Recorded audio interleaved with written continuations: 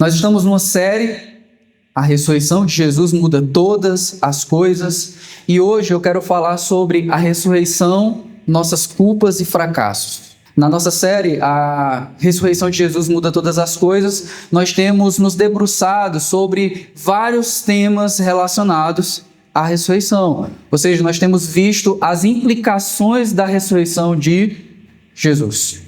Nós iniciamos há alguns domingos atrás, hoje é o quarto sermão dessa série, falando sobre a relação entre a ressurreição de Jesus e a missão da igreja.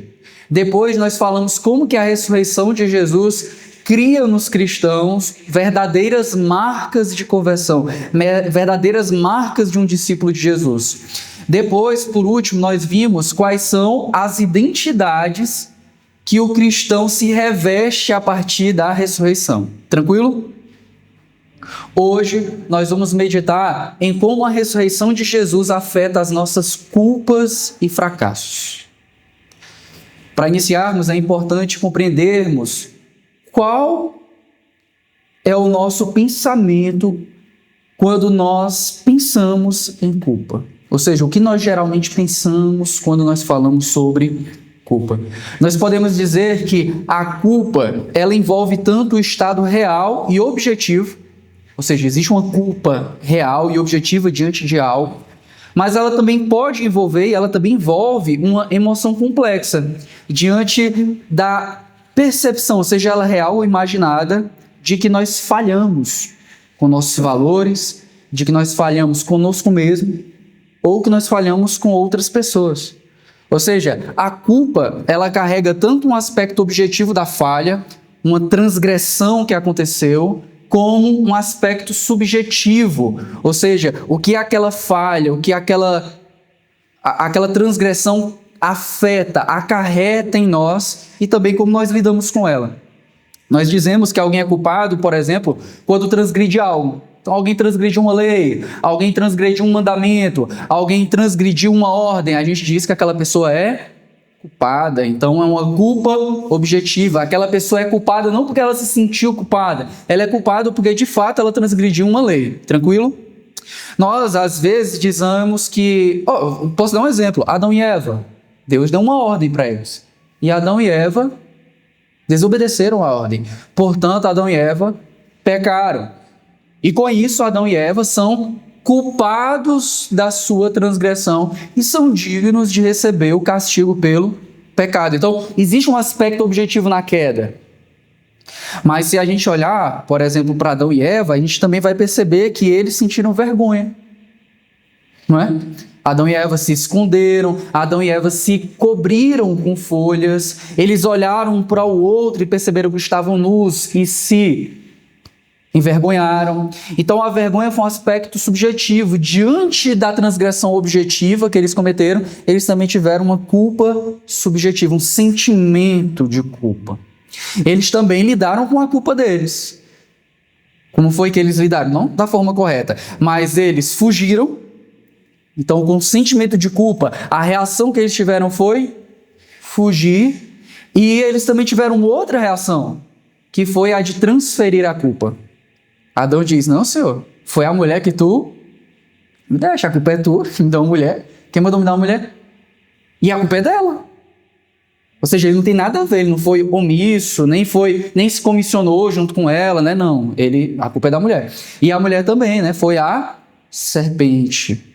Então, nenhum deles assimila a culpa, embora tenham culpa e embora sintam culpa, mas a forma deles lidarem com a culpa é fugindo de Deus e sendo flagrados por Deus, transferindo a culpa. Esse é um ótimo exemplo bíblico para a gente falar sobre como que a culpa é uma realidade dentro da existência. O mundo que nós vivemos é um mundo permeado pela culpa. E esse exemplo bíblico, logo no começo das Escrituras, enriquece muito tudo que nós vamos falar hoje. Porque isso dá sentido também para a mensagem do Evangelho. E olha que a gente nem tocou em situações de culpa em que essa culpa ela é imaginada. Porque também tem essa culpa imaginada. Uma culpa que não vem de uma culpa real, a pessoa apenas tem um sentimento de culpa imaginado. Mas chegar aqui em um relato, em um panorama, em um background, né, como o pessoal diz, em Gênesis, que já nos aponta que a culpa é uma realidade da existência, nos mostra, queridos irmãos, o quanto que a mensagem do Evangelho, ela afeta totalmente nossos dramas reais em relação a Deus, porque estamos distantes de Deus quando estamos sem Cristo Jesus, e também os nossos dramas em relação a nós mesmos. Você deve lembrar em outro sermão, se não, eu repito aqui, a queda ela trouxe várias dimensões de ruptura na existência do ser humano. O ser humano ele se afasta de Deus, existe um abismo entre o homem e Deus por causa do pecado. Mas também existe um abismo entre o homem e ele mesmo por causa do pecado. O homem passa a se compreender mal, ele tem uma crise de identidade.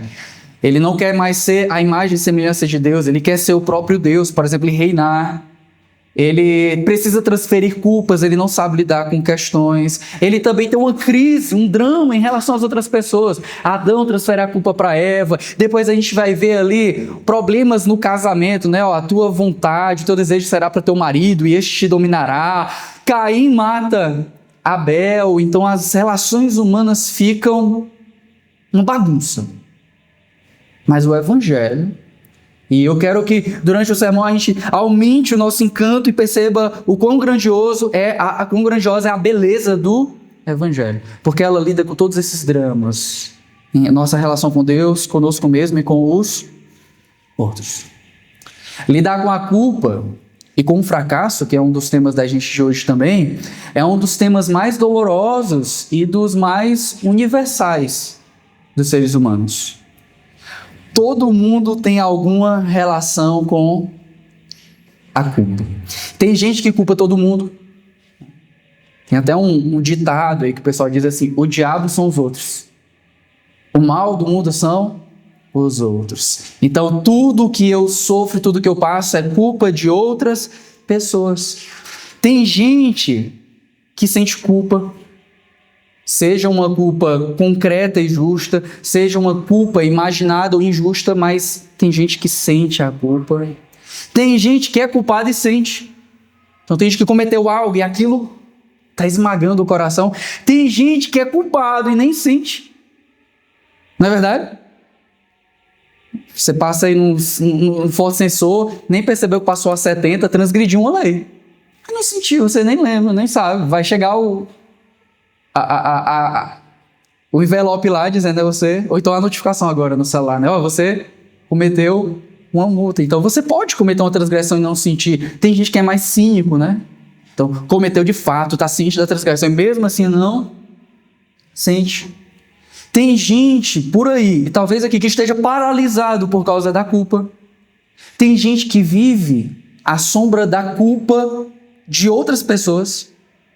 Tem muita gente por aí, queridos irmãos, que vive diante da culpa de pais, diante da culpa de cônjuges, ainda carregando como se fosse um fantasma, uma outra pessoa, que é a culpa por causa de coisas que outras pessoas fizeram. Olha o curioso, tem gente que foi afetado pela culpa, que vive sob a culpa de outras pessoas, e por causa disso passa a lidar mal com outras pessoas e agora acumular culpa sobre si.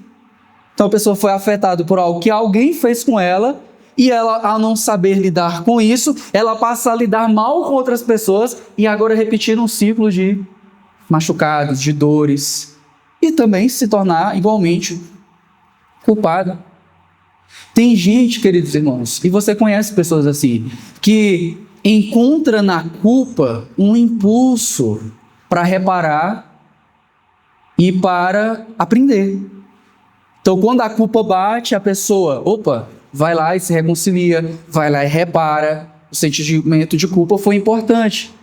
Aprende a não repetir, a não fazer. Mas tem gente, você conhece também, que diante da culpa passa apenas a metralhar os outros e dizer, é você. Eu só fui grosso porque você também, né? Eu só faço isso porque você me leva a...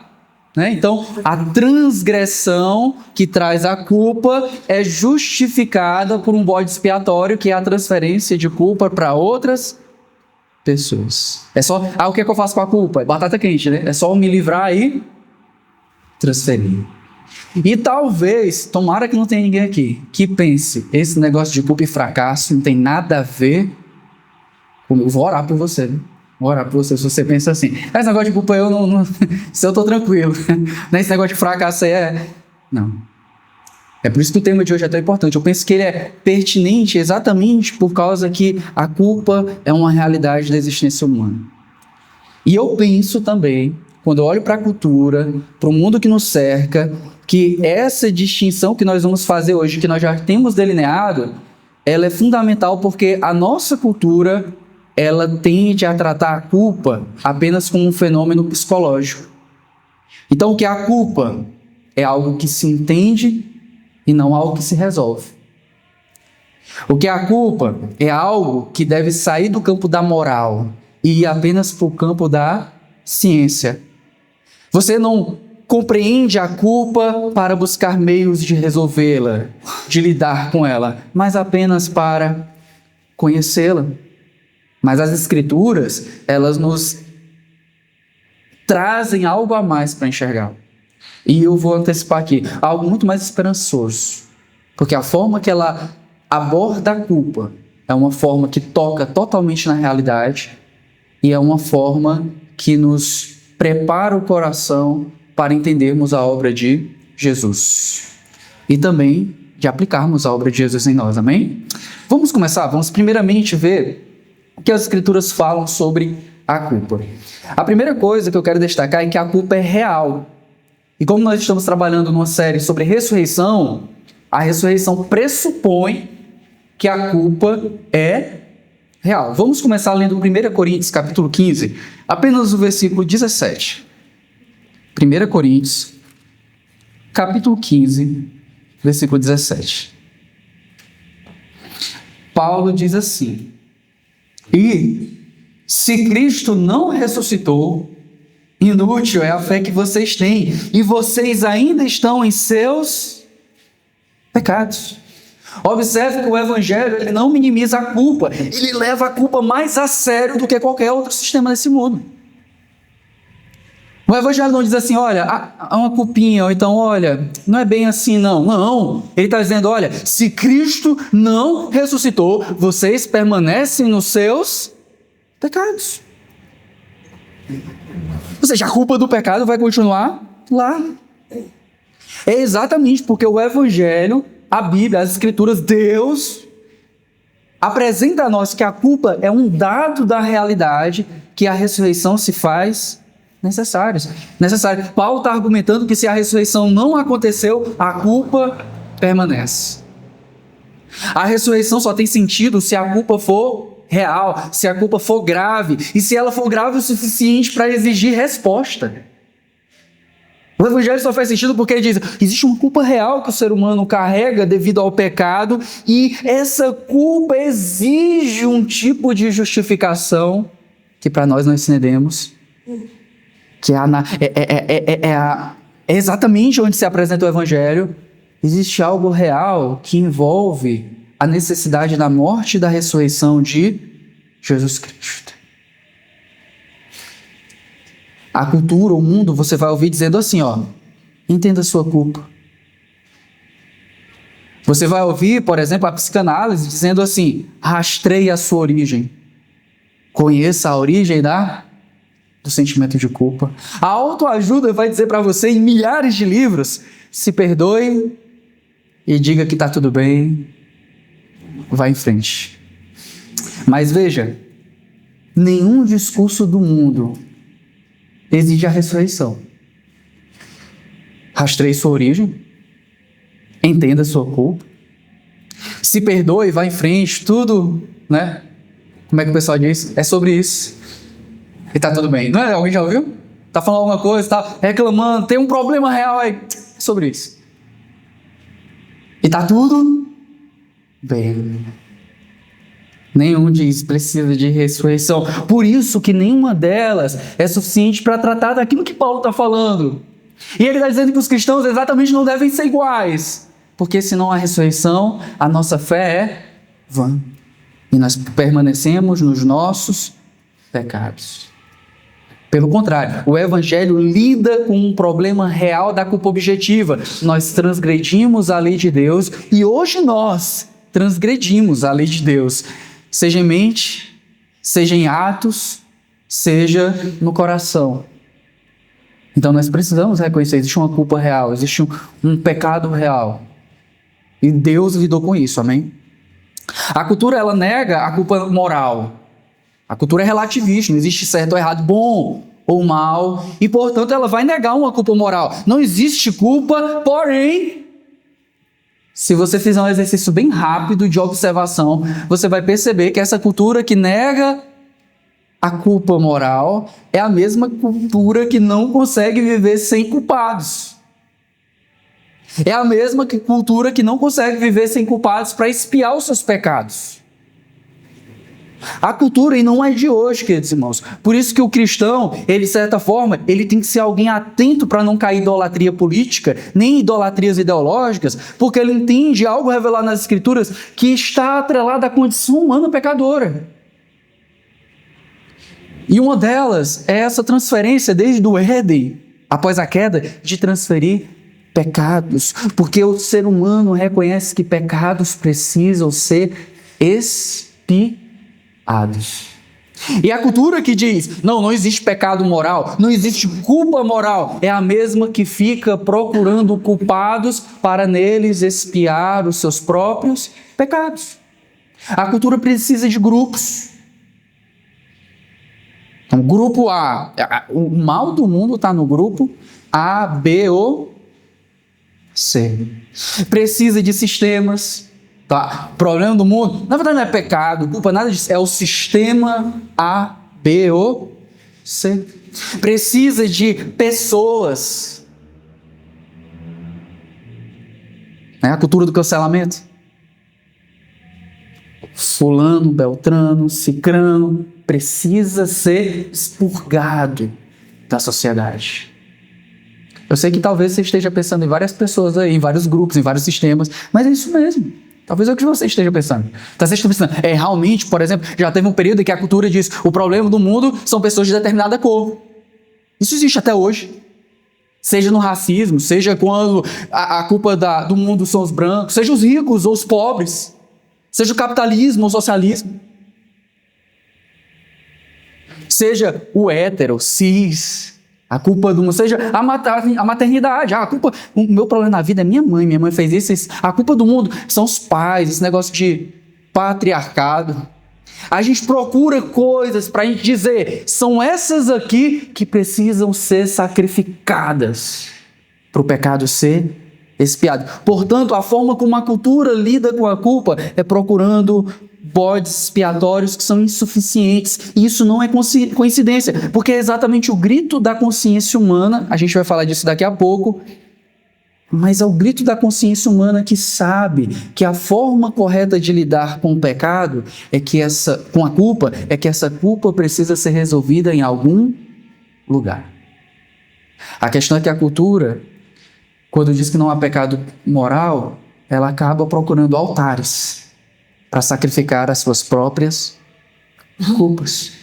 Davi, por exemplo, lá no Salmo 32, eu quero que você abra comigo, é um salmo que mostra como que Davi lidou com a sua culpa, e ele lidou com a culpa de uma forma, durante um momento, de forma muito errada. E provavelmente a gente muitas vezes age como Davi, agindo também em relação à culpa de forma errada, mas abre aí comigo o Salmo 32. Davi, você sabe, né? Ele deveria ser rei sobre Israel, expressando a justiça de Deus. Mas, de repente, no alto do seu poder, ele deseja uma mulher, toma uma mulher, ele engravida essa mulher, ele mata o marido dessa mulher. Ele percebe que fez algo errado, porque obviamente existe algo errado, mas ele achou que a forma como ele deveria lidar com o seu pecado e, portanto, com a sua culpa, era somente fingindo que nada aconteceu. Ele calou sua boca, ele ocultou o seu pecado, mas lá no Salmo 32, no versículo 3, ele diz assim: enquanto eu mantinha escondido os meus pecados, o meu corpo definhava de tanto gemer. Na sua tradução provavelmente diz assim: enquanto eu me calava, né, os meus ossos se consumiam, se definhavam. Ou seja, Davi está dizendo para nós, e também para os discursos da nossa cultura, que a forma de lidar com o pecado, ocultando o pecado, a forma de lidar com a culpa, fingindo que ela não existe, é só uma coisinha que está ali, não é a forma correta. Existe um provérbio chinês que fala, né, sobre um monstro, que é uma coisinha que está ali, só que você pensa que ela não está crescendo, mas ela está se alimentando de você. E de repente ela é gigante. E Davi escondendo, guardando, pensando que podia seguir em frente, de repente percebe: eu, enquanto não confessei os meus pecados, os meus ossos estavam se definhando. Eu estava sendo consumido. Por isso que muitas vezes você olha para a cultura pagã, a cultura sem Jesus, você olha, cara, não precisa de muita coisa para esse mundo ir de mal a pior, não. É só deixar as coisas continuarem. Por mais que as gerações experimentem épocas áureas, de austeridade, de crescimento, de prosperidade, vai vir o declínio. Porque existe uma autodevoração, um consumo de si mesmo, porque o mundo nem ninguém pode lidar sozinho com a culpa. Se nós voltarmos diante do que falamos lá para o Éden, a gente vai ver que Adão e Eva mostram 3 movimentos em relação à culpa não resolvida. Eles se envergonham, eles fogem e eles transferem a culpa, né? É o que o pessoal chama de projeção de culpa. Você projeta a culpa em outras pessoas. Mas, queridos irmãos, somente o Evangelho é a resposta, exatamente porque ele não minimiza a culpa. Somente o Evangelho é a resposta a nós que estamos permeados dessa realidade. E eu vou até ser redundante, vou falar como um pastor que ficou muito conhecido no século passado, Francis Schaeffer, essa realidade real. O Evangelho lida com a realidade real da culpa e diz que a culpa, ela não deve ser minimizada, porque se a culpa é objetiva, nós pecamos, e a culpa objetiva exige um veredito, o veredito também exige um juiz. Mas quando nós olhamos para o Evangelho e nós olhamos para a ressurreição de Jesus, a gente vai perceber claramente que a ressurreição de Jesus, ela não vem para dizer, não foi nada, está tudo bem. Mas ela veio exatamente para dizer, foi real. Mas o preço já foi pago. Amém? Ou seja, isso, meus irmãos, é dinamite para a esperança diante da culpa. Quando nós olhamos para a morte, para a ressurreição, ela não diz em nenhum momento, não foi nada, você é somente amado, você é somente um queridinho de Deus. Não, queridos. A morte e a ressurreição de Jesus, elas comunicam a nós, olha o tamanho do pecado. Ao tempo em que a cruz demonstra o tamanho do amor de Deus por nós, ela também revela o tamanho do nosso pecado, ao ponto de que foi necessário que o Filho de Deus morresse em nosso lugar. Ela não diz, está tudo bem, vamos colocar debaixo do tapete. Ela diz, é real e só existe uma forma de resolvê-la. Salvador, verdadeiramente homem, verdadeiramente Deus, que se entregue para expiar pecados e que ao mesmo tempo os perdoe, porque o perdão exige que o ônus de perdoar esteja sobre aquele que foi ofendido. Deus envia o seu próprio Filho, o Filho de Deus, para morrer no lugar de homens e mulheres pecadores. E quando Jesus ressuscita, ele ressuscita não para comunicar apenas nada aconteceu. Aconteceu.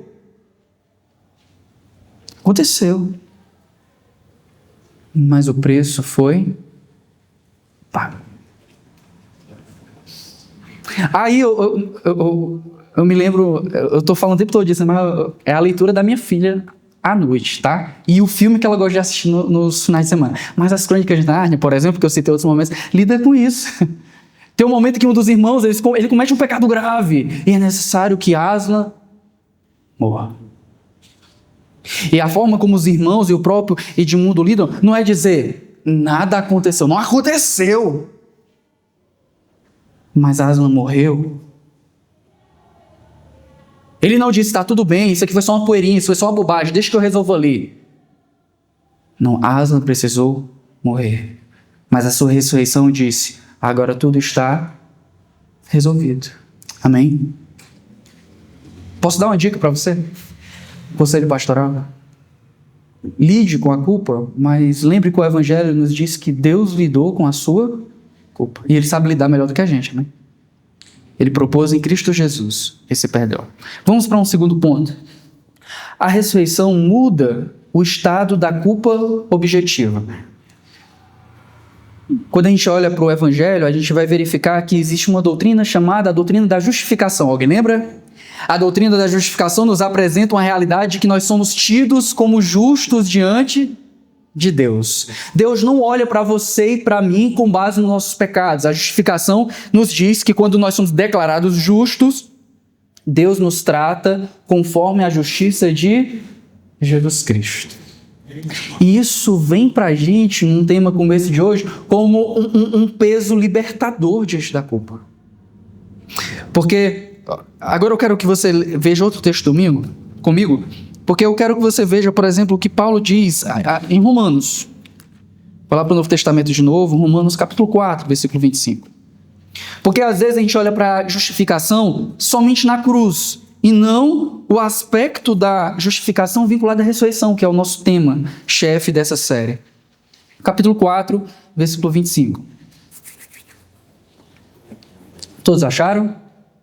Diz assim, ó, ele foi entregue à morte por nossos pecados e ressuscitado para a nossa justificação.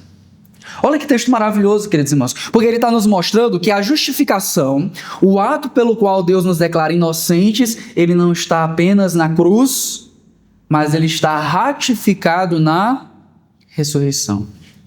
Ou seja, a cruz paga e a ressurreição declara. A ressurreição declara publicamente que a morte foi vencida e a culpa objetiva foi absorvida. Amém?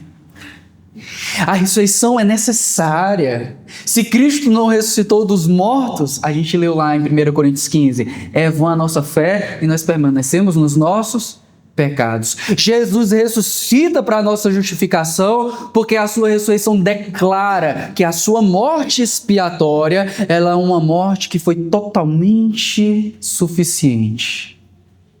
Por isso que nas quartas-feiras nós estamos trabalhando Colossenses, e a declaração de Colossenses é qual? Jesus Cristo é suficiente. Ele é a imagem do Deus invisível, o primogênito de toda a criação. Nele foram criadas todas as coisas nos céus e na terra, sejam os tronos, quer soberania, sejam principados, sejam potestades, tudo foi criado, foi por meio dele, tudo é para ele. Ele é antes de tudo, tudo nele subsiste. Ele é a cabeça da igreja. Ele é o primogênito, o primeiro dentre os mortos, a fim de ter a primazia sobre tudo.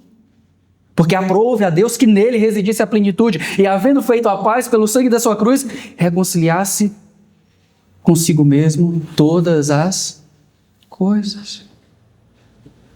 Tudo que existe na terra, todas as coisas nos céus. Ele é a imagem do Deus invisível. É olhar para Cristo e perceber a sua morte e a sua justificação e a sua ressurreição trazem para nós uma declaração pública de que nós somos perdoados, amém, irmãos? Olha Romanos 8. Anda só um pouquinho para frente. Romanos é tão maravilhoso. É a série. É a próxima série, viu, irmãos? É Romanos. Mas dá um dever de casa gigante, viu? Mas olha o que Paulo diz aqui em Romanos. Capítulo 8, versículo 1. Portanto, agora já não há mais condenação para os que estão em Cristo Jesus. Amém? Há um veredito, portanto. Se a culpa exige um veredito e o veredito exige um juiz, esse juiz, mediante a obra redentora de Jesus Cristo, declara sobre nós que fomos libertos da culpa. Em Cristo Jesus nós estamos livres. Há uma sentença favorável a nós. Alguém já passou por alguma situação? Ei, eu sou da Enel, vim aqui cortar sua luz. Não, calma aí, que eu tô com papel pago. Tá pago. Não corte minha água não, tá aqui, ó, tá tudo pago. Eu vim recolher seu carro, IPVA, o licenciamento, não tá aqui, ó. Tá pago. Já não há mais condenação para aqueles que estão em Cristo Jesus. Já não há culpa para aqueles que estão em Cristo Jesus. Está tudo pago. Quero trazer um exemplo bíblico. Imagine Paulo. A vida de Paulo traz para nós várias possibilidades de trabalhar a questão da culpa. Mas eu quero trazer aqui nesse ponto. Ele tinha uma culpa objetiva diante de Deus. Paulo, ele tinha o sangue dos primeiros mártires em suas mãos. E a gente pode citar o sangue de Estevão. Paulo foi um implacável, um inflamado perseguidor da igreja. E a sua conversão não veio de uma consciência hipersensível diante do seu sentimento de culpa. A sua conversão veio pelo aspecto objetivo de como Deus cuidou da sua culpa em Cristo Jesus de forma objetiva e o declarou por graça como alguém justificado. Por que Paulo é um autor que comunica tão veementemente acerca da graça de Deus? Porque ele experimenta em si mesmo que ele é alguém que não tem nada para apresentar a Deus como algo favorável para ser salvo. Ainda que diante dos homens, como ele diz, ele fosse alguém que poderia se gloriar, diante de Deus, ele é um perseguidor da igreja, ele era um perseguidor da igreja e alguém que tem o sangue dos primeiros mártires nas suas mãos. Mas Deus o chama. Deus o confronta e Deus o torna um discípulo. Paulo é a encarnação real, porque, como as crianças estão aprendendo, a Bíblia não é um conto de historinhas, a palavra de Deus trata da realidade, mas ele é uma encarnação. Não sei se vocês conhecem uma música do Estênio Márcios que fala Máscaras ao Chão, se eu não me engano o nome da música. Mas uma parte lá que ele diz assim: ninguém jamais falou como esse homem, eu fui para algemá-lo, fiz-me servo. Então ele vai fazendo esses trocadilhos. A gente vai com uma postura diante de Cristo a vida toda, como diz a palavra, recalcitrando contra os aguilhões. Com uma disposição inflamada contra Jesus e contra a sua igreja. Mas de repente ele nos toca, nos quebra e diz que toda a nossa culpa que nós queremos descontar em ódio, ele tratou em amor, pelo perdão dos nossos pecados e nos torna uma pessoa que vive não com base mais nos nossos pecados, mas com base na realidade da justificação da culpa que nós temos em Cristo Jesus. Paulo se depara com isso. Paulo se encontra com a realidade de que seus pecados foram perdoados. Isso foi um ato de graça da parte de Deus. Já não há mais culpa, agora há liberdade. Liberdade. A cruz era exatamente como Deus lidou com os pecados de Paulo. A cruz não é uma coisa abjeta, a cruz não é uma tendência a uma heresia judaizante, como era provavelmente a crença de Paulo, algo a ser combatido. A cruz brilhou aos seus olhos, porque ele percebeu, a cruz é como Deus lida com as nossas culpas, com a minha culpa. E agora o Cristo ressurreto encontra ele na estrada de Damasco e apresenta a ele uma nova vida. Ei, tu vais ser apóstolo entre os gentios. Ei, tu que buscava a morte, tu vai entregar a vida a tantas pessoas. Isso nos conduz, queridos irmãos, a um próximo ponto importante para a gente hoje, que a gente não pode deixar de falar. Que a justificação objetiva da culpa objetiva, ela nos traz um impulso real para que nós tratemos das nossas culpas subjetivas.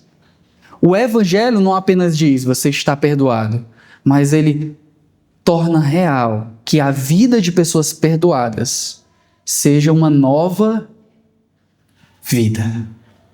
Ou seja, existe uma declaração de justiça que nos traz uma dimensão subjetiva de que a consciência de culpa, ela pode ser silenciada não pela negação, mas pela declaração de justificados. Eu posso dar um exemplo aqui dos meus primeiros passos no Senhor. Alguns já ouviram esse testemunho. Mas em meus primeiros passos no Senhor, logo após a minha conversão, uma das piores coisas que um ou outro irmão faziam comigo, provavelmente sem perceber, provavelmente por causa de uma má compreensão do Evangelho, mas de vez em quando alguém me lembrava de quem eu era. E logicamente isso me esmagava, né? Porque não era uma tentativa de realçar minha identidade de Jesus. Olha quem tu era e agora quem tu é, hein? Jesus. Mas era uma forma de diminuir minha identidade em Jesus. Eu me lembro de um ensaio de louvor, né? Por isso que o pastor Augusto Nicodemo, ele diz assim, né? Que tem o conjunto e tem os conjuntos, né? Conjunto musical é conjunto musical.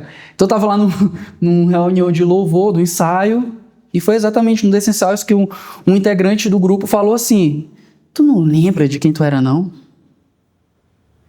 Aí aquilo me quebrou de uma forma mais pesada do que todas as outras vezes que alguém tinha falado comigo. Ao ponto, irmãos, de eu na mesma hora, até hoje, eu me lembro, porque foi importante para a minha caminhada cristã. Na mesma hora, eu estava aqui, eu juntei minhas coisas, eu andava de moto, coloquei minha blusa, minhas luvas e tal, e fui para casa chorando. E eu chorava, mas no primeiro semáforo que eu parei, veio aquela declaração no fundo do meu coração, clara na minha mente. Realmente, quem eu sou? Realmente, quem sou eu para estar fazendo qualquer coisa para Deus? Logo eu, que era quem eu era. Mas nesse semáforo também, eu me lembrei. Mas não importa quem eu fui perdoado. Não importa quem eu fui justificado. A palavra que o autor de Hebreus traz lá no capítulo 9, versículo 14, se tornou real. O sangue de Cristo purificará a vossa consciência das obras mortas para viverdes e para servirdes ao Deus vivo. Aquela certeza me fez voltar. Parei, tirei o capacete, cheguei minhas lágrimas. Por que isso vai me afetar de forma tão estrondosa? Se agora eu entendi, talvez eu já tivesse entendido mentalmente, mas eu não tinha descido tão forte ao coração, de que eu sou alguém perdoado. Até tô no estrevar, já voltou. Só que tão zangado, eu voltei, foi feliz e alegre e leve. Eu não sou mais quem eu fui, eu sou aquilo que Cristo fez em meu favor. A certeza no meu coração de que eu não estou firmado nos meus próprios méritos. Eu estou firmado em algo que está garantido nos céus. Eu fui perdoado, amém? Vamos para o terceiro e último ponto. A ressurreição nos encontra no fracasso e nos restaura. Veja aqui a realidade do nosso último ponto. A ressurreição não apenas resolve a culpa objetiva no tribunal de Deus. A ressurreição busca a pessoa no lugar do fracasso e transporta para uma vida livre da culpa. Ou seja, o evangelho da ressurreição é um evangelho que nos apresenta que nós não fomos apenas perdoados da culpa, mas nós podemos de fato viver não mais conforme a culpa e nem mais conforme os nossos pecados, nem conforme o que fizeram conosco e nem conforme um tanto de coisas que nós vamos falar agora. Nós podemos viver uma nova vida. Provavelmente todos aqui têm alguma memória viva sobre Pedro. Há poucos sermões atrás nós pregamos ali acerca de Pedro e sobre a sua restauração. E Pedro, ao fim das suas negações de Jesus, ele sentia culpa. E a culpa de Pedro não era porque ele era juridicamente culpado pela morte de Jesus. Aquilo que estava acontecendo com Jesus, juridicamente não era consequência do fato de ele estar negando Jesus. Logicamente, teologicamente, nós sabemos que Jesus está morrendo para perdoar os pecados de Pedro. A gente não está negando isso. A gente está falando que naquelas circunstâncias, Pedro não sente culpa porque existe uma realidade que Jesus esteja sendo preso e será morto, porque isso é culpa dele. Ele juridicamente levou Jesus àquilo. Teologicamente, nós sabemos que sim. Mas nas circunstâncias, nós sabemos que não. Que não foi o fato de Pedro negar Jesus que juridicamente levou Jesus à condenação. Mas, se a gente voltar lá para o cenário, o fato de Pedro negar Jesus após ter se declarado alguém inabalavelmente fiel, e na mesma noite ter negado 3 vezes, o fato de Pedro se ver como infiel, enquanto o seu melhor amigo, o seu salvador, o seu mestre, está se revelando como alguém inabalavelmente infiel, Pedro infiel do lado de cá, Jesus fiel do lado de lá. Pedro se deparando com o seu fracasso, se deparando com o seu ato de infidelidade. E mais do que isso, você deve lembrar que a cena de Pedro tem ao final da sua negação Jesus saindo do sinédrio, e Jesus fita os seus olhos. E aí ele entra numa culpa mortal, que é a de que Jesus é alguém que é muito importante para ele. E a forma como ele tratou essa amizade, esse discipulado, essa relação entre o Filho de Deus e ele, foi uma forma totalmente espúria e indigna. E a última cena que o seu Salvador tem dele é da concretização da sua negação. A última imagem que ele pensa que Jesus carrega dele, né? Ele é então esmagado pela culpa. A culpa de Pedro estava de mãos dadas com o fracasso de se perceber como alguém que ele nunca esperou que ele fosse. O fracasso de perceber que agora o seu mestre, e o seu mestre está ali flagrando, como alguém que não consegue se manter firme em meio a situações adversas. A culpa de Pedro pegou na mão do fracasso espiritual. Mas eu quero ir lá para João, para a gente lembrar desse texto. Lá em João capítulo 21.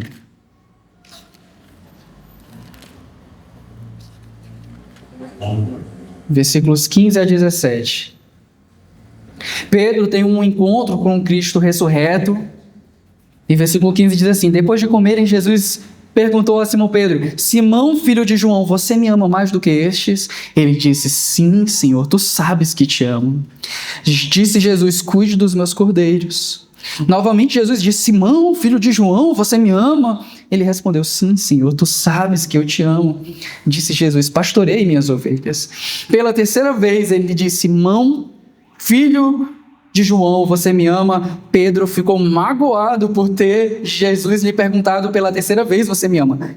E lhe disse Senhor, tu sabes todas as coisas e sabe que eu te amo.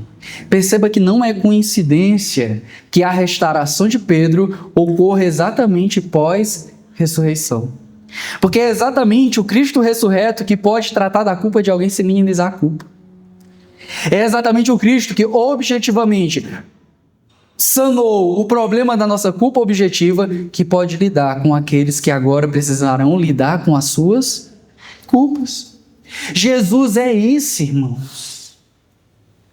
Eu revisava esse sermão e, o peso disso é muito grande, mas Jesus é aquele que se achega aos fracassados, especialmente aos fracassados. Os fracassados espiritualmente, bem-aventurados os pobres de espírito, porque ele se achega se apresentando como aquele que pagou o preço pelos nossos fracassos e nos acolhe. Jesus ele faz 3 perguntas a Pedro, uma para cada negação. Jesus não minimiza, Jesus não ignora, Jesus também não o pune. Jesus restaura em Pedro o amor e o recomissiona a cuidar das suas ovelhas. Não posso cuidar das ovelhas. Olha quem eu sou, né? Imagina o tanto de coisa que pode passar no coração de alguém como Pedro. Não posso ser aquilo que Jesus me chamou a ser. Como viverei diante daquilo que eu carrego na minha mente? Eu traindo o meu Salvador e ele me vendo eu traindo. Eu não sou quem eu pensava que eu era. Não me conheço. A pessoa que eu pensava que eu conheceria, que seria a mim mesmo, eu não conheço. Aí agora ele fala com aquele que é sabedor dele. Senhor, tu sabes que eu te amo. Tu sabes que eu te amo. Tu sabes que eu te amo. Pedro, tu me ama? Eu te amo. Eu te amo. Eu te amo. Pedro, apacenta minhas ovelhas. Ainda existe missão para ti, Pedro. Apacenta as minhas ovelhas. Pedro, apacenta as minhas ovelhas. Essa situação, meus irmãos, nos lembra vivamente que a culpa, ela deve nos dirigir aos pés do Jesus Cristo ressurreto, amém? A culpa não deveria ser, ela é de fato paralisante. O que eu quero dizer é que a culpa diante de Cristo Jesus, ela não deveria mais nos paralisar, mas nos dirigir a descansar em Cristo Jesus. Leia o peregrino. Quando o fardo do peregrino cai, é o momento libertador na sua vida. É exatamente quando você se achega àquele que lidou com as suas culpas e as cravou na cruz. É a ele que nós podemos recorrer. Não aquele amigo que vai dizer, não, está tudo bem. E nem aquele que vai dizer, eu exijo o seu sangue. Mas aquele que apresenta mãos feridas e pés feridos, uma marca ao lado, e diz, eu morri por você. Ressuscitei para que você tivesse uma nova vida. Lá em Romanos, capítulo 2, é um pouquinho aí à frente. Tem Atos, depois tem Romanos. Paulo ele diz uma coisa interessante aqui, no versículo 15. Pois mostram que as exigências da lei estão gravadas em seu coração. Disso dão testemunho também a sua consciência e os seus pensamentos, ora acusando-os, ora defendendo-os. Ou seja, aqui em Romanos capítulo 2, versículo 15, Paulo nos diz que todo ser humano carrega uma capacidade de análise moral. A lei de Deus gravada no seu coração, com a consciência mutuamente acusando ou defendendo. Mas essa mesma consciência que acusa diante do Cristo ressurreto, ela pode ser transformada. E a tristeza que gera a morte, agora ela pode gerar vida. Existem duas tristezas que nós podemos ter diante do pecado e diante da culpa. Aquela tristeza que vai nos levar a um estado de morte, ou aquela que vai nos conduzir à vida eterna pelo arrependimento para a salvação. Lá em 2 Coríntios que Paulo fala isso. Eu quero que você leia, porque eu quero que esses textos fiquem guardados no seu coração. 2 Coríntios capítulo 7, versículo 10.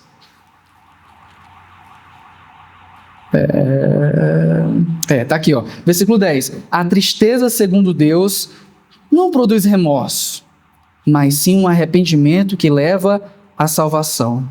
E a tristeza segundo o mundo produz morte. Tristeza, portanto, diante da culpa, o sentimento da culpa. Guarde isso. Que ele não dirige os seus pés à morte, mas ele dirige os seus pés ao trono da graça de Cristo Jesus ressurreto. Talvez você olhe para o passado e sente culpa. Não quero aqui uma exposição pública de corações, mas talvez, intimamente, você olha para coisas no passado e você sente culpa. Provavelmente você pecou, provavelmente você vacilou com pessoas, provavelmente você cometeu coisas graves, coisas que você lembra hoje e lembra como um fracasso a ser esquecido, algo que aconteceu que você tenta tratar somente com áreas de não foi culpa minha, mas esse fracasso de vez em quando ele volta e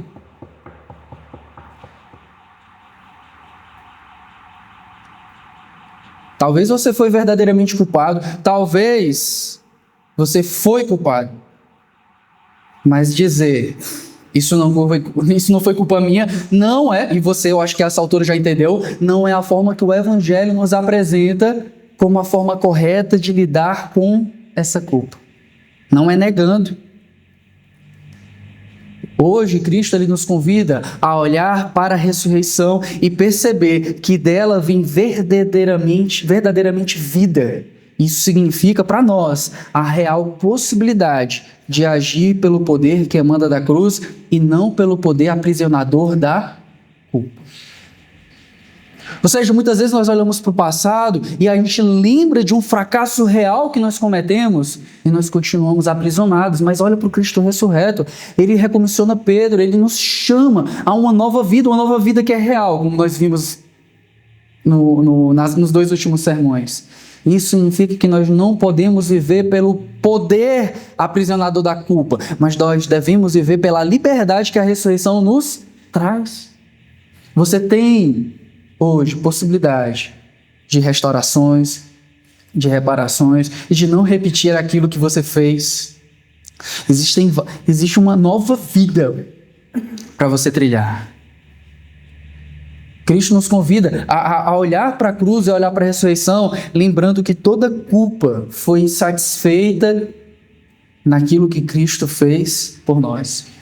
Cristo nos lembra e nos chama, nos convida a enxergar que a nova vida que Ele nos concede na ressurreição nos permite agora reparar e lidar com a situação, não mais a partir da culpa, mas a partir da obra de Jesus em nós. Eu lembro que depois da minha conversão, passei muito tempo remoendo alguns bullying que eu cometi. Eu me converti por 20 anos, então as minhas memórias estavam muito vinculadas àquilo que eu fiz na adolescência, né? E eu acho que eu já contei esse exemplo também, né? Eu vou falar igual o Paulo, me perdoem por serem repetitivos. Mas eu me lembro que eu tratei muito mal alguém na escola. E eu procurei essa pessoa no Facebook e tal. E fulano, me perdoa. Mas isso foi a forma como a cruz me lembrou e a ressurreição me lembrou que eu devo lidar com as minhas culpas. Não apenas não fiz nada, ou não apenas fui perdoado, isso é parte. Mas também, ei, tu pode me perdoar por todo o mal que eu fiz contra você? A grande pergunta hoje é: o que a nova vida que você tem em Jesus Cristo te dirige a agir diante de tal situação de culpa? Eu quero finalizar para não deixar de tratar com algo que é um cuidado pastoral, é que talvez você tenha em si uma culpa injusta. Talvez você tenha em si algo que reportaram a você e que você sabe, diante de você e diante de Deus, que é inverídico. Talvez você carregue uma culpa que não é sua. Talvez seus pais, talvez seu cônjuge, talvez a um vizinho, talvez alguém fez algo com você e você se sente culpado, mas isso não é sua culpa. Isso também é apresentado no Evangelho. Lembra do cego Bartimeu? As pessoas chegam para Jesus lá no capítulo 9, versículo 2 de João, perguntando: quem foi que pecou para que ele nascesse cego? Foi ele ou foram seus pais? Jesus, ele se nega a responder essa pergunta, porque ela está numa camada menos importante do que aquilo que nós devemos fazer com aquilo que acontece com a gente. Jesus disse que o importante não é quem pecou naquela situação, mas que aquilo que aconteceu com o cego Bartimeu deve ser para a glória do Filho de Deus. Ou seja, meus queridos irmãos, Jesus se recusa diante dessa pergunta e ele encaminha, reorienta a pergunta para a glória de Deus. Há momentos na minha vida e na sua em que nós devemos entender que aquilo que fizeram conosco é menos importante do que aquilo que nós vamos fazer com aquilo que fizeram conosco. Muitas vezes nós não temos escolhas diante daquilo que fizeram com a gente, mas em Cristo Jesus, diante da realidade da ressurreição, nós temos poder e condições de agir e de dar uma resposta diante daquilo que fizeram conosco. Ou seja, nós temos possibilidades de agir diferente de como agiram com a gente. Eu sou assim porque meu pai era assim. Eu faço isso porque minha mãe era assim. Lá em casa é desse jeito porque você não conhece lá em casa. Lá em casa era... Mas você serve um Cristo ressurreto que lhe dá uma nova vida. Você pode agir de uma forma diferente daquilo que as circunstâncias produziram em você. Não se livrando apenas de culpas que não são suas, mas não atribuindo para si novas culpas, mas agindo conforme uma nova vida que Cristo tem para você e tem para nós, amém? Eu fui para o jiu-jitsu levar a Noa, uma vez o professor falou assim, e ele é muito preocupado com os alunos, ele falou assim, cara, uma das preocupações que eu tenho com todos os pais é que os pais não projetem nos seus filhos os seus fracassos. Então eles não foram atletas de jiu-jitsu, não foram medalhistas olímpicos, não foram campeões no balé, não foram grandes músicos, não foram coisas importantes que eles julgavam ter capacidade para isso, mas as circunstâncias os impediram. Eles culparam pessoas e de repente eles colocam nos seus filhos o dever de fazer aquilo que eles não puderam fazer. Pais que não souberam lidar com aquilo que fizeram com eles, eles estão repetindo nos seus filhos. E ele, como um professor, ajudando na quebra. Muitas dessas coisas. E por mais que a gente ajude uns aos outros, uma rede de auxílio, meus irmãos, social, nada se compara ao poder que o Evangelho nos traz. É Ele quem diz verdadeiramente: você agora não é mais filho do que fizeram com você. Você agora foi adotado na família de Deus, você é filho de Deus. Podendo agir com os outros da forma que Deus agiu com você. Trabalhando na vida dos outros e na sua própria vida, não conforme os pecados e as culpas que atribuíram a você, e as culpas que você carrega que talvez não sejam suas, mas tratando os outros de forma digna do Evangelho. Nenhum injusto permanece, ninguém foi tratado com injustiça, permanece igual diante de Jesus. Porque olha para Jesus e lembra, ele foi tratado da forma que foi tratado, mesmo sendo justo e mesmo sendo inocente. Mas a verdade e a justiça prevaleceram. E a verdade e a justiça prevaleceram exatamente porque ele ressuscitou dos mortos e declarou num domingo de manhã: foi consumado, a obra foi terminada. E ele declara para você: tudo foi pago, tudo foi resolvido, amém? Meus irmãos, a gente precisa encerrar com isso. A forma como nós lidamos com nossas culpas e fracassos diante da ressurreição de Jesus está conectada a uma justificação objetiva, a uma forma de viver que decorre dessa justificação, que nos faz viver e lidar com a culpa de uma forma que nós nem saberíamos lidar, nós nos surpreendemos, nós agimos e, nossa, tem algo diferente em mim, está me fazendo trabalhar diante de situações de uma forma diferente, não estou nem me reconhecendo. Glória a Deus, porque eu não estou me reconhecendo. Mas, como dizem os pentecostais, né, tomando posse de uma identidade que nós temos em Deus, que é a identidade de filhos de Deus. Um empregado, queridos irmãos, vacila lá na sua empresa. Pode trazer a sua carteira. Passa lá no RH, não é? Passa lá no RH, você já sabe. Demissão. A nossa relação com Deus não é de empregados. A nossa relação de Deus é de filhos. E como filhos, Ele não fica nos tratando conforme o desempenho. Tá na graça, cai da graça, como o pessoal diz, né? Não, Ele trabalha nos seus filhos como filhos. Às vezes ele vai precisar disciplinar, como diz Hebreus. Ele disciplina a todos o quanto ama. Mas até esses que estão sendo disciplinados, eles sempre vão carregar, diante de todas as situações da vida, essa identidade que martela de forma bela no coração e na mente. Somos filhos de Deus, amém? Vamos orar? Oremos, irmãos. Ó Senhor, a Ti nos achegamos, ó Deus, com temor no coração.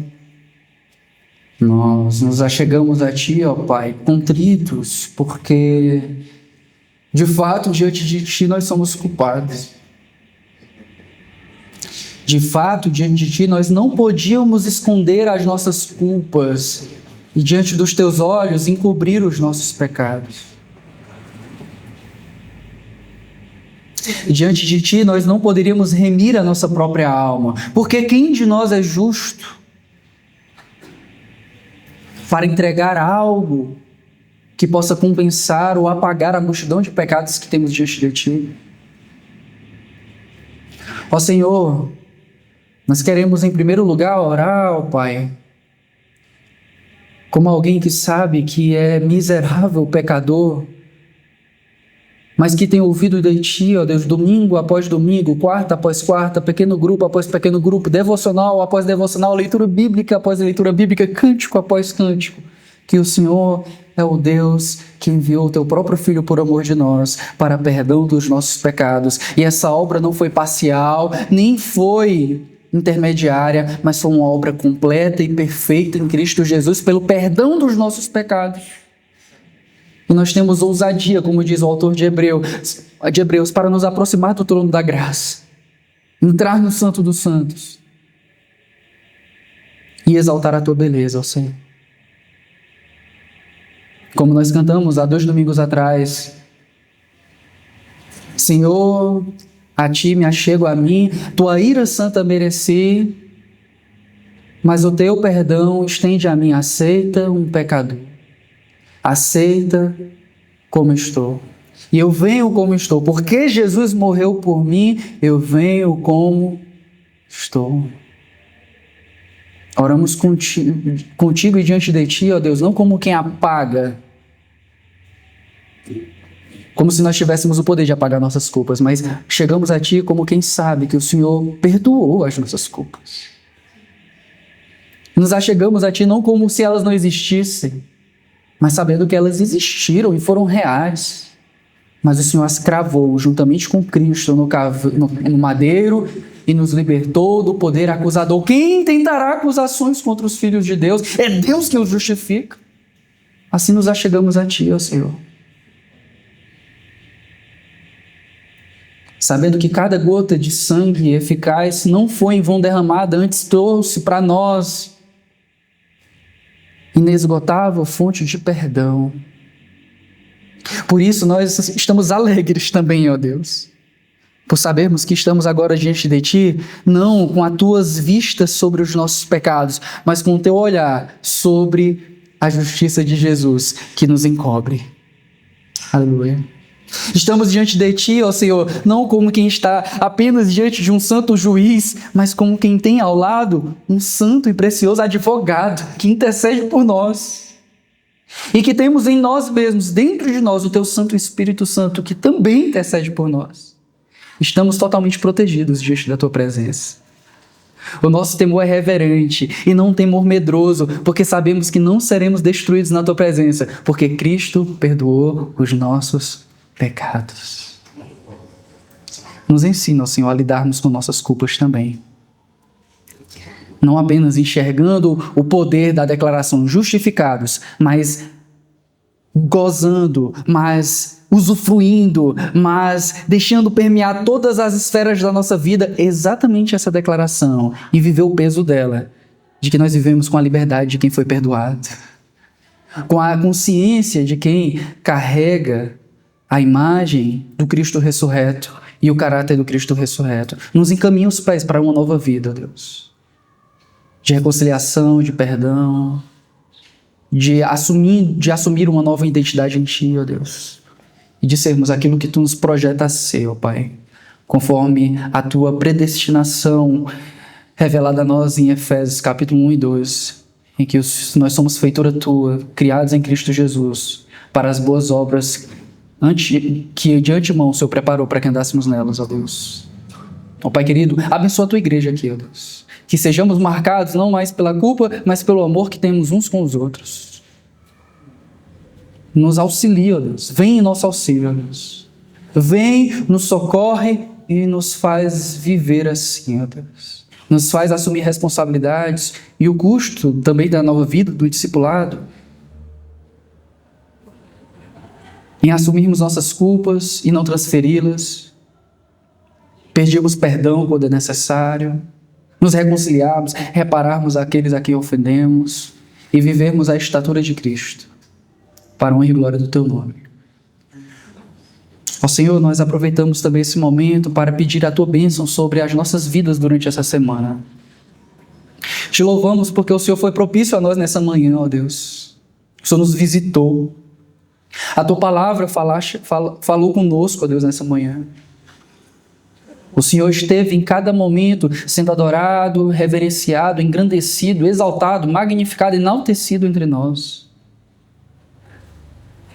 Permanece, ó Deus, conosco durante essa semana. Que Teu Espírito esteja em nós e sobre nós, ó Deus. Nos protegendo, nos guardando, nos trazendo arrependimento de pecados, nos trazendo boas obras, iluminando nossa mente e nosso coração. Abençoa nossas famílias, ó Deus. Abençoa os locais dos nossos trabalhos. Abençoa filhos, parentes, ó Deus. Visita aqueles que estão adoentados, que não puderam estar aqui, ó Deus. Constrange também aqueles que poderiam estar e não estiveram, porque por um momento esqueceram o valor inigualável que o Senhor possui, ó Deus. Ó Senhor, nos livra do homem mau, do homem sanguinário. Nos livra da escravidão de temer os homens. Nos livra, ó Deus, de acidentes, de incidentes, sejam domésticos, de trabalho. Nos preserva integralmente, ó Deus. Abençoa os nossos cultos de doutrina, de oração na semana. Abençoa o pequeno grupo, ó Deus. Vai abrindo as portas. Vai abrindo, ó Deus, as oportunidades para que teu evangelho seja proclamado e muitas pessoas cheguem à fé no teu Filho, ó Deus. E sejam salvos dos seus próprios pecados. Abençoa a comunidade dos Pilões, as comunidades ao redor, ó Deus. Abençoa o Bajar, ó Deus. Derrama a tua graça, ó Deus. Que a cidade seja transformada não por maquiagem cosmética, não por obras que os homens podem produzir por suas próprias mãos, mas transforma essa cidade pelo poder que veio da cruz e da ressurreição, ó Deus. E nos usa para isso, ó Deus. Nos usa, Senhor. Eis-nos aqui, ó Pai. Em nome de Jesus e com o amor do Pai, que a graça de Cristo Jesus e a consolação do Espírito Santo seja com cada um de nós aqui hoje reunidos e com toda a igreja de Cristo espalhada na face da terra, hoje e sempre, os que creem digam amém. Amém, irmãos.